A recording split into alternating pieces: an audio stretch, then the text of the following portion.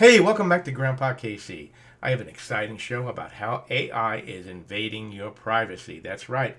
As you know, between the tech giants monitoring what you buy, what you sell, what you're doing, and meantime, the government has computers that have been watching you. There are a lot going on. So before I get started, don't forget to hit like, share, and subscribe, and let's get into it right now.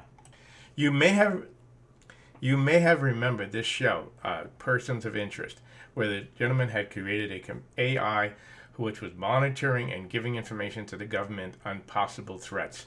Well, it is here right now, and sooner than we thought. Let's talk about that right now. Now, with the invention of AI, it's fantastic. A lot of people would chat GTP and all of this information, and it can write, it can create, and can do this. But remember, a lot of these government agencies are going to use it to forward their agenda. And one of the agendas that you might be thinking about is traffic control. There aren't enough police officers to monitor the roads and keep things going. Well, now AI has been tested by called the Red Speedo camera. And it's AI controlled and AI generated. And this is in UK. They've had one setup going, and it's been going, and they have now deploying it. Let's talk about what it means to you, because this is going to come to San Francisco next. Several years ago, my son, who was in the military, had top secret clearance, and he was robbed, and they stole his wallet. And of course, he reported it. Now, this goes back a couple of years, so he reported it to the base, and one of his credit cards was used. Well, the military immediately went in and found out where it was, which was the 7-Eleven, and then got the security footage from the camera that was in the 7-Eleven.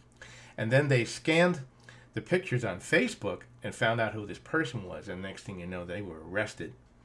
That's how quick and fast AI is going. But now AI is going to control this. These cameras now have the capability. Not only will they, monitor your speed, see if you go through a traffic light. Those are just some of the functions that they can do.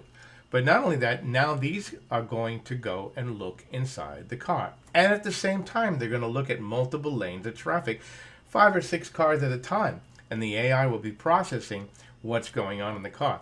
Let's suppose you don't put on your safety belt. Well, guess what? Now they could generate a ticket. Hey, we just noticed that you have your cell phone in your hand. Oh, you're not supposed to be doing that. We can generate a ticket. But not only that, remember what they can do is now they can scan your cell phones. And the cell phones send off a signal about who you are, and they can hear anything that's going on in the car if they want to, and record it as you go by the camera. That's insane, but if you think about it, you're driving your car, and you forgot to pay the insurance bill. It happens, right? Or you didn't have enough money to pay the insurance bill. Well, now your insurance lapsed. Now you went by the camera. AI says, hey, this guy didn't pay his insurance premium. They sends a notice, and next thing you know, your license is suspended. Well, even worse, let's go into the idea that now you have 3 or 4 people in the car, and the security camera does an image of one of the people in the car and says, wait a minute, that person is wanted by the police. Hey, we know where he is. He's in this car, and they could send information to the police, and the next thing you know, you're being stopped down the road because whether or not that's correct or not, you got stopped because the computer and the AI said you should be.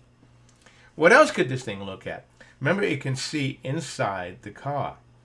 Well, that's a great thing for human trafficking, because if you have a child that's been stolen, it could see the face, it could recognize the face, and identify that that person is a potential abductor, and it could go out and notify that this license plate, this is the child, we believe this has been abducted, and next thing you know, we could recapture things. So there is a possibility of both sides of the fence with this.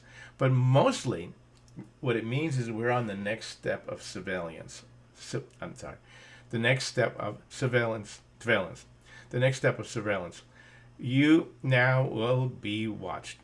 Now, I don't know how many of you have ever read the book 1984, which was in a utopian society where there were cameras everywhere, microphones everywhere, and you were being recorded.